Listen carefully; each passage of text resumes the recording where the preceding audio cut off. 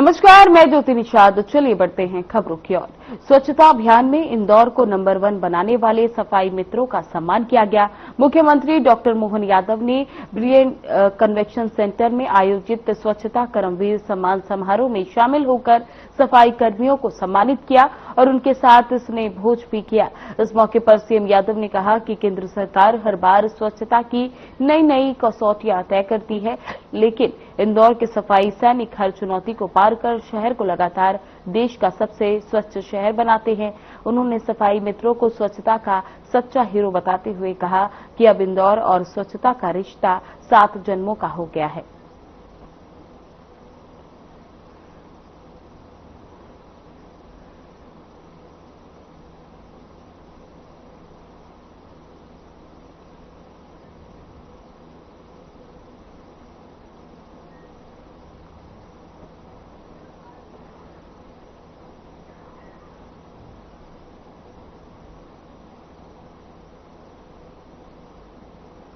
आपको बता दें कि सफाई मित्रों को सम्मानित करने के लिए सम्मान समारोह का आयोजन किया गया। इस दौरान सीएम डॉक्टर मोहन यादव ने सफाई कर्मियों को सम्मानित किया और उन्हें पुरस्कार दिए गए। उन्होंने कहा कि सफाई मित्रों की वजह से ही इंदौर शहर देश का नंबर 1 स्वच्छता शहरों में शामिल हुआ है।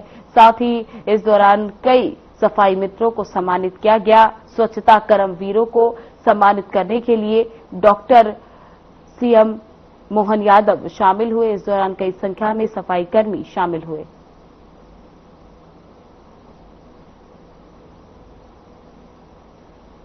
शाजापुर जिले में कांग्रेस के पदाधिकारियों ने कार्यकर्ताओं के साथ बैठक आयोजित की और सुलासपुर में होने वाले कार्यक्रम को लेकर रूपरेखा तैयार की गई। गुरुवार को कांग्रेस के प्रदेश महामंत्री रामवीर सिंह सिकरवार और कांग्रेस जिला अध्यक्ष नरेश्वर प्रताप द्वारा सलसलाई अकोदिया में ब्लॉक की बैठक ली गई, जिसमें कार्यकर्ताओं को सुलासपुर चलने का आह्वान किया गया। कांग्रेस जिला अध्यक्ष नरवेश प्रताप ने मीडिया से चर्चा करते हुए बताया कि इस समय किसानों की फसल बर्बाद हो गई है और सरकार के द्वारा अभी तक कोई सर्वे नहीं कराया गया। साथ ही पुराना बीमा भी किसानों को नहीं मिला। इसी के साथ और दूसरे मुद्दों पर चर्चा की गई। आपको बता दें कि शाजापुर में कांग्रेस पदाधिकारियों की बैठक की गई। इस दौरान कार्यकर्ताओं के साथ कई मुद्दों को लेकर चर्चा की गई। सुजालपुर में इस कार्यक्रम को आयोजित किया गया।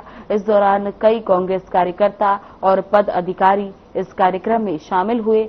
इस दौरान कई मुद्दों को लेकर गहनता से चर्चा की गई और उन्होंने कहा कि किसान का बकाया मुआवजा अभी तक नहीं मिला है और ऐसे ही किसानों को मुद्दे को लेकर और लगातार हो रही बारिश को लेकर चर्चा की गई।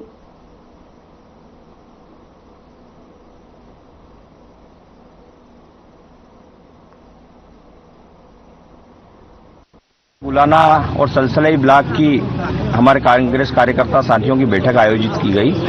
9 तारीख को शुजालपुर में किसानों की समस्याओं को, जो पीले मोजेक की जो समस्या आई है और मुआवजे की मांग को लेकर और बीमे में जो त्रुटियां हुई है इसकी मांग को लेकर, और आदरणीय हमारे नेता विपक्ष के नेता राहुल गांधी जी जो लगातार वोट चोरी की जो भारतीय जनता पार्टी की उजागर कर रहे हैं पोल उनकी, उसकी त्रुटियों को लेकर एक बड़ा आंदोलन शुजालपुर में 9 तारीख को आयोजित किया जाएगा। इसकी तैयारियों को लेकर आज यहां हमारे सभी कार्यकर्ताओं के साथियों से चर्चा की गई। आपका प्रश्न बहुत सही है। प्रदेश स्तर से अभी हमारे प्रदेश के नेता जीतू पटवारी जी, उमंग सिंगार जी हर जिले में जा रहे हैं और हर जगह जिलों में कार्यक्रम कर रहे हैं। हमारे पास 2 ही इस समय कार्यक्रम है। एक तो हमारी किसानों की समस्या है और दूसरा जो वोट चोर गद्दी छोड़ वाला हमारा आंदोलन चल रहा है वो पूरे प्रदेश में चल रहा है और पूरा सारे जिलों में होने के बाद में एक बड़ा आयोजन प्रदेश स्तर पर भी होगा। उसी को लेके हमने 9 तारीख को हमारे अध्यक्ष जी के नेतृत्व में ये कार्यक्रम रखा है और आज की ये बैठक हमारे दोनों ब्लॉकों की ये बैठक थी। अध्यक्ष जी आज स्वयं उपस्थित हुए हैं और यहाँ से अकोदिया में बैठक है। 9 तारीख के प्रोग्राम के लिए हमने रूपरेखा जो बना रहे हैं उसको लेके हम अपने सभी साथियों से, सभी भाइयों से, बंधुओं से हम चर्चा करने के लिए हमारे अध्यक्ष जी हर ब्लॉक स्तर तक जा रहे हैं।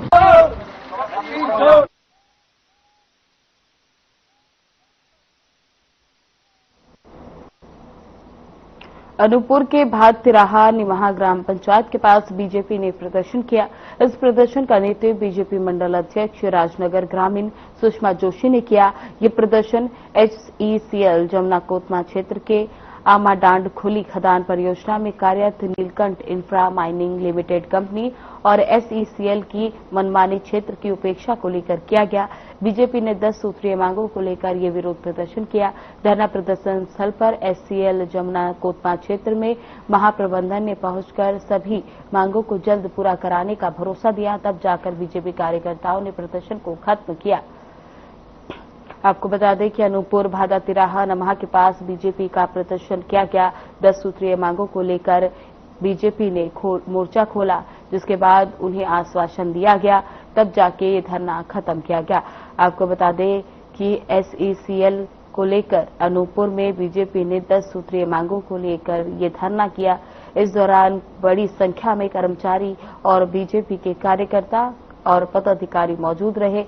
इस दौरान बीजेपी ने 10 सूत्रीय मांगों को लेकर अपनी धरने प्रदर्शन में मांगे रखे, जिसके बाद उन्हें आश्वासन दिया कि उनकी मांगों को जल्द ही पूरा करा दिया जाएगा।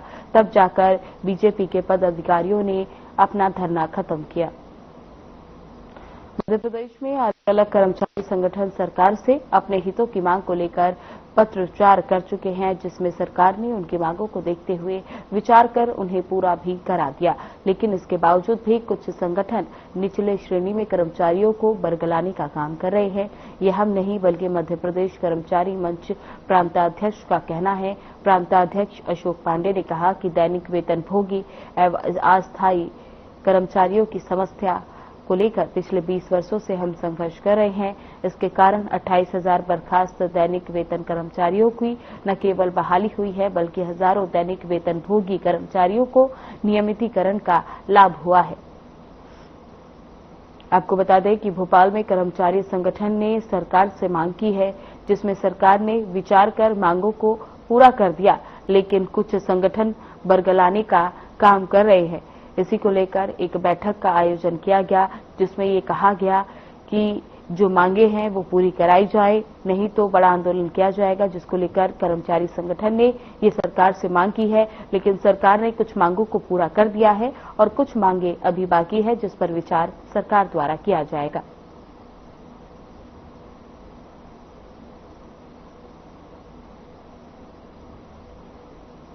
सतवास में भगवान कृष्ण जन्म के बाद पहली बार निकले नगर भ्रम पर सतवास में हर वर्ष की तरह इस वर्ष भी डोल निकाले गए। डोल उत्सव पर नगर सभी गणमान्य नागरिक उपस्थित रहे। भारी बारिश के बाद भी डोल निकाले गए। डोल में इंदौर, उज्जैन से एवं सतवास के वीर बजरंग अखाड़े शामिल हुए। चलित झांकी ढोल धमाके के साथ निकाली गई। पुलिस प्रशासन ने भारी बारिश के बावजूद भी मैदान नहीं छोड़ा। जुलूस में नारायण व्यास, राजकुमार गोयल, अंकित जायसवाल, राजेश मित्तल ने पूरे जुलूस की कमान संभाली। सतवास TI साहिब और पूरी टीम को व्यापारी एसोसिएशन अध्यक्ष हेमराज गोयल ने बधाई दी। आपको बता दें कि सतवास में हर वर्ष की तरह इस वर्ष भी डोल निकाले गए। कृष्ण जन्म के बाद ये पहला डोल भ्रमण किया गया। इस दौरान कई गणमान्य लोग मौजूद रहे, जिसके बाद भारी बारिश के बावजूद भी ये डोल लगातार चलता रहा और भव्य झांकियों के साथ इस डोल में लोगों ने भाग लिया। साथ ही पुलिस प्रशासन भी पूरी तरह मुस्तैद रहा। बारिश के बावजूद भी पुलिस प्रशासन की मुस्तैदगी में कोई कमी नहीं आई।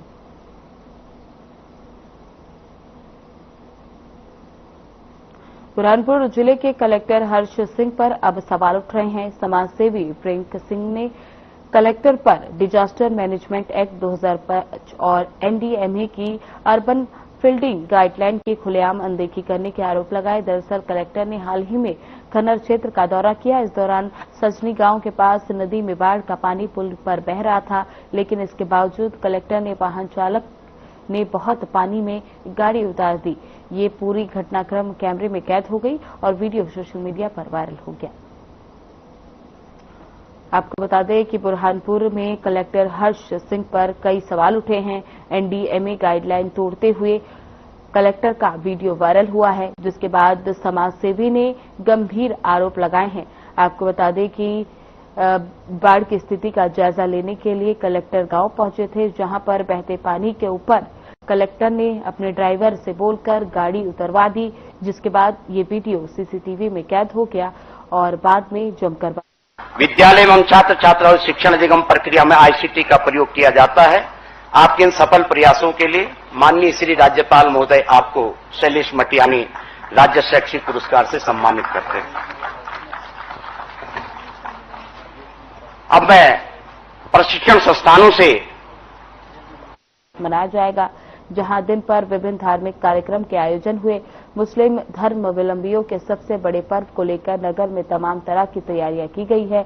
आखिरी पैगंबर मोहम्मद साहब की 1500वीं यौम पैदाइशी पर मनाए जाने वाले इस पर्व पर हर साल की तरह इस साल भी नगर में जुलूस मोहम्मदी पूरे शान और शौकत के साथ निकाली जाएगी, जहां नगर की तमाम मस्जिदों, मदरसों सहित अन्य इबादतगाहों को सजाया जाएगा। इसके अलावा मुस्लिम बहुल्य इलाकों के विभिन्न चौक चौराहे और मार्गों में विशेष लाइटिंग लगाकर आकर्षक रोशनी लगाई गई। आपको बता दें कि बालाघाट में मिलाद-उन-नबी पर्व की धूम देखने को मिल रही है। इस दौरान विभिन्न कार्यक्रमों का आयोजन किया जाएगा। इस पर्व पर गलियों को सजाया गया, साथ ही जगह जगह लाइटें लगाई गई और मुस्लिम बहुल्य इलाके में लोगों के साथ गली मोहल्ले बाजारों में धूम देखने को मिल रही है। इस दौरान हर गली हर नुक्कड़ को सुंदर झांकियों से और लाइटों से सजाया जाएगा। बुरहानपुर में धार्मिक ध्वज के साथ साथ तिरंगे थामे उत्साह और उमंग के साथ दाऊदी बोहरा समाज ने मिलाद-उन-नबी का जुलूस निकाला। ये जुलूस नजमी मस्जिद दाऊदपुरा से शुरू हुआ, जिसमें बड़ी संख्या में लोग शामिल हुए। जुलूस में बड़ी संख्या में बच्चे रंग बिरंगी पोशाक पहनकर शामिल हुए। तफजुल हुसैन मुलायमवाला ने बताया कि जुलूस में धार्मिक ध्वज के साथ ही राष्ट्रीय ध्वज तिरंगा भी लहराया जाएगा। इससे धार्मिक नाते पढ़ी गई, साथ ही नारे भी लगाए गए। आपको बता दें, बुरहानपुर में मिलाद-उन-नबी के जुलूस का आयोजन हुआ। इस दौरान धार्मिक ध्वज के साथ राष्ट्रीय ध्वज भी लहराया गया। इस दौरान भारी संख्या में लोग जुलूस में शामिल हुए। छोटे बच्चे रंग बिरंगे कपड़ों में मस्ती करते हुए नजर आए। इस दौरान बड़ी रैली का आयोजन किया गया। साथ ही मुस्लिम समाज के लोगों ने इस रैली में बढ़ चढ़कर हिस्सा लिया और देखा गया कि लोगों ने बड़े ही प्रसन्नता के साथ इसमें भाग लिया। आज मिलाद-उन-नबी का मुबारक दिन है। नबी प्रोफेट मोहम्मद सल्लल्लाहु अलैहि वसल्लम पूरे आलमीन के रहमत बन के आए और आलमीन के वास्ते आज पूरी दुनिया में, या बुरहानपुर भी नहीं पूरी दुनिया में आज हमारे दाऊदी बोहरा समाज या इस्लाम के लिए बहुत बड़ा पर्व है। आज उनकी हिदायत पर आज हमारे मौला फरमाते हैं कि जिस देश में रहो, मुल्क में रहो, उसके वफादार रहो और नबी मोहम्मद मुस्तफा के बताए गए सब अमल करो, इल्म पर आप कायम रहो। आज हम भी वैसे ही कर रहे हैं। आज 12 तारीख है, मिलाद-उन-नबी है।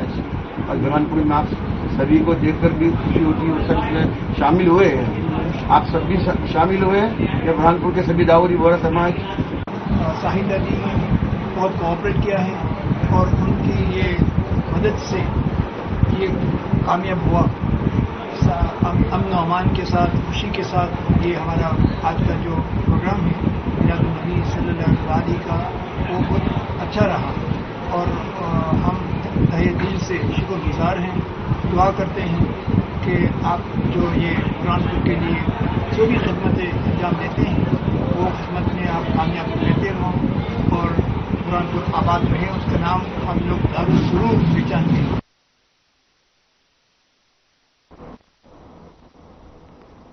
मध्य प्रदेश की राजधानी भोपाल में विधानसभा परिसर में मध्य प्रदेश विधानसभा के पूर्व अध्यक्ष स्वर्गीय रामकिशोर शुक्ला के जन्म जयंती पर उन्हें श्रद्धा सुमन अर्पित किया गया। इस अवसर पर विधानसभा अध्यक्ष नरेंद्र सिंह तोमर ने कहा कि रामकिशोर शुक्ला जी का जन्म जयंती है और वे हमारे विधानसभा के पूर्व में अध्यक्ष रहे हैं।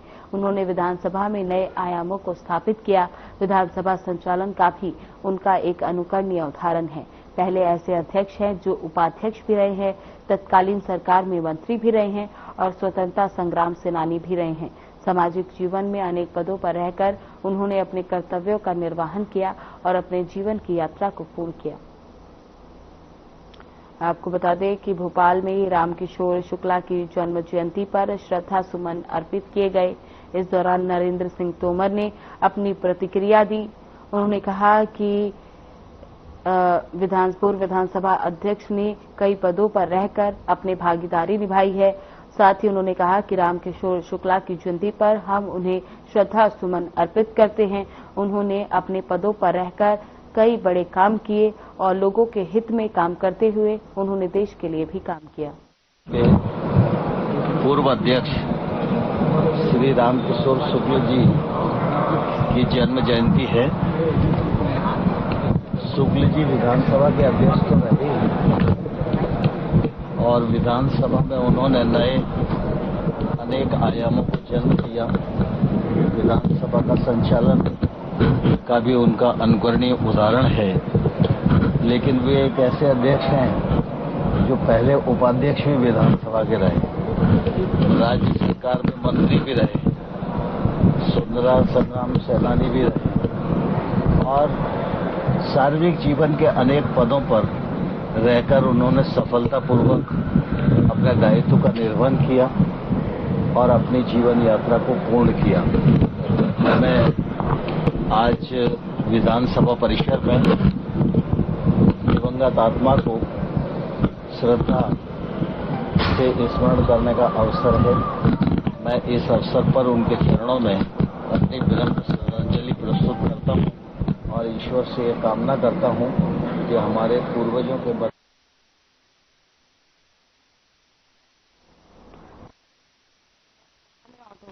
5 साल के मासूम के साथ जिसके खिलाफ कांग्रेस ने ज्ञापन दिया था। 9 कांग्रेस के जिला महिला कांग्रेस अध्यक्ष प्रियंका किराड़ और अन्य पदाधिकारी ने कलेक्ट्रेट पहुंचकर एसपी के नाम एसपी को ज्ञापन सौंपा, जिसमें उन्होंने जिले भर के सभी स्कूलों के ऑटो चालक और वाहन चालकों के वेरिफिकेशन कराने की मांग की। इसके अलावा आरोपी पर सख्त कार्रवाई की मांग की गई। इस मामले में एसएसपी प्रशांत चौबे ने बताया कि पुलिस लगातार कार्य को अंजाम दे रही है। आपको बता दें, विदिशा में ऑटो चालक ने मासूम को अपना शिकार बनाया और 9 साल की बच्ची के साथ दरिंदगी की। इस दौरान कांग्रेस ने ज्ञापन सौंपा और सभी ऑटो चालक के वेरिफिकेशन की मांग की।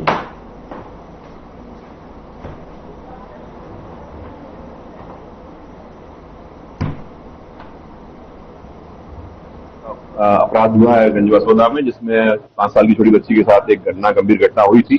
उसको लेकर ज्ञापन दिया है। लोगों की वही मांग थी, वेरिफिकेशन कराना और अन्य जो है सजा दिलाई जाए, कठोर कार्रवाई की जाए। निश्चित तौर पर पुलिस का दायित्व है और हम लोग बिना किसी के कहे, बिना किसी ज्ञापन के भी वही कार्रवाई हम लोग लगातार कर रहे हैं। हम लोग सारी विषयों में चिंता कर रहे हैं, भविष्य में घटनाएं ना हो, ऑटो का वेरिफिकेशन हो, जो स्कूल है, स्कूल के जो वाहन परिवहन कर रहे हैं बल्कि उनका वेरिफिकेशन है, सबके लिए हम लोग पूरा प्लान इसमें कर रहे हैं। आप सभी को मालूम है कि कल बासौदा में 5 वर्ष की बच्ची के साथ एक ऑटो वाले ने जो दुष्कर्म किया है वो वास्तव में निंदनीय है।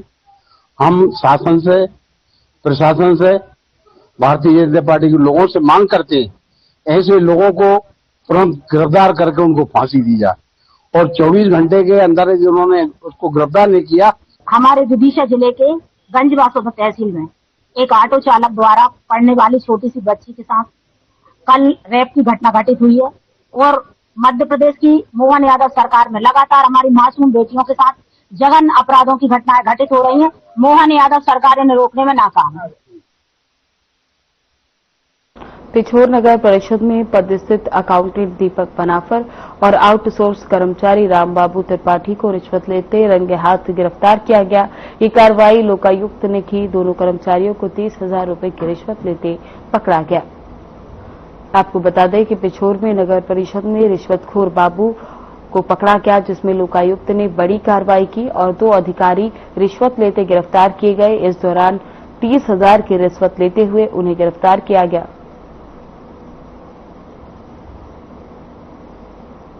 इंदौर क्राइम ब्रांच ने करोड़ों की धोखाधड़ी के मामले में बड़ी कार्रवाई करते हुए एक शातिर ठग को गिरफ्तार किया।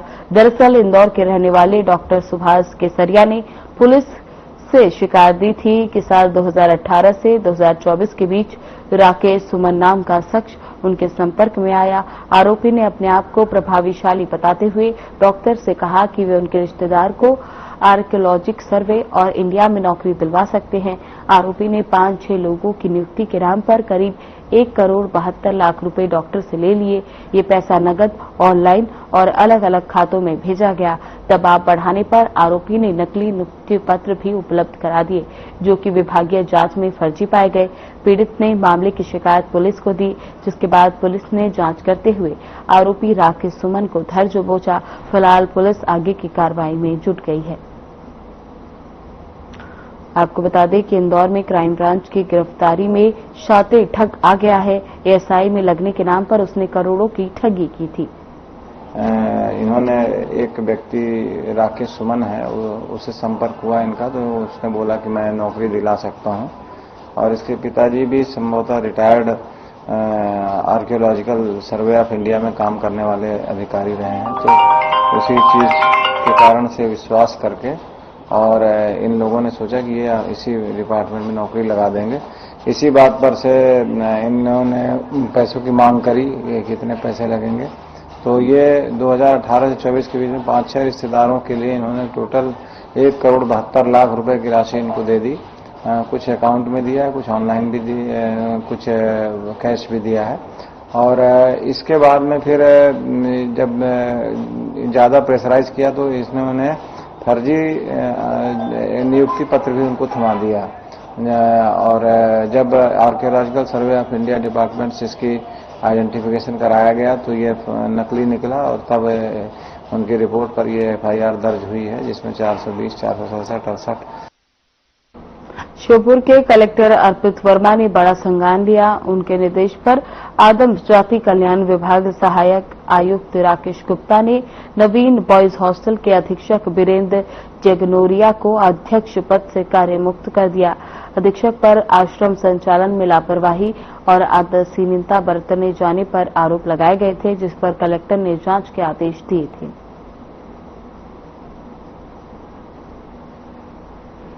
आपको बता दें, श्योपुर में नवीन बॉयज हॉस्टल के अधीक्षक पर एक्शन लिया गया। जी थे अधीक्षक, उनको सर क्यों हटाया गया था और क्या लापरवाही थी सर उनकी?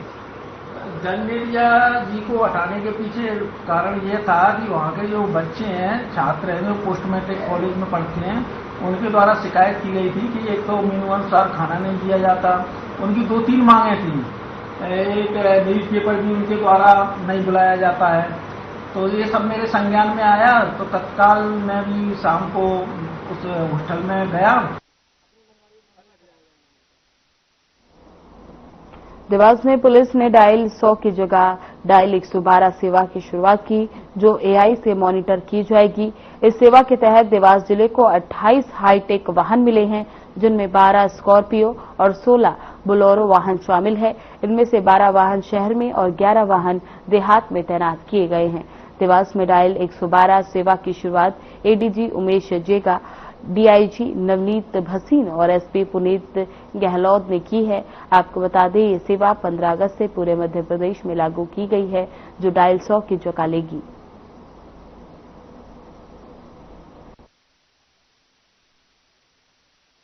चालू हुई है, आपने आज इनॉग्रेशन किया है, क्या पूरी सर्विस है सर और क्या क्या सुविधाएं इसमें मिलेंगी? ये 112 जो सर्विस इमरजेंसी सर्विसेज है, डायल 100 से अपग्रेडेड वर्जन है ये। इस 112 में क्या है कि सभी सर्विसेज को एकजुट में रेस्पॉन्स टाइम करा दिया है।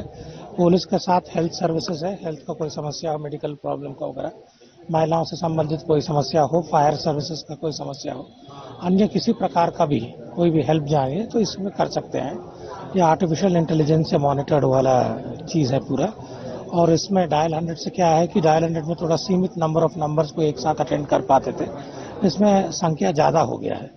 और साथ ही इसमें क्या है, बॉडी वॉर्न कैमरा भी है, डैशबोर्ड में भी कैमरा है। डैशबोर्ड में कैमरा जहां पर वो इंसिडेंट साइट पहुंचे तो उसको कैप्चर कर सकते हैं। बॉडी वॉर्न कैमरा में जिस व्यक्ति से बातचीत कर रहे हैं वो पूरा भी कैप्चर हो सकता है इसमें।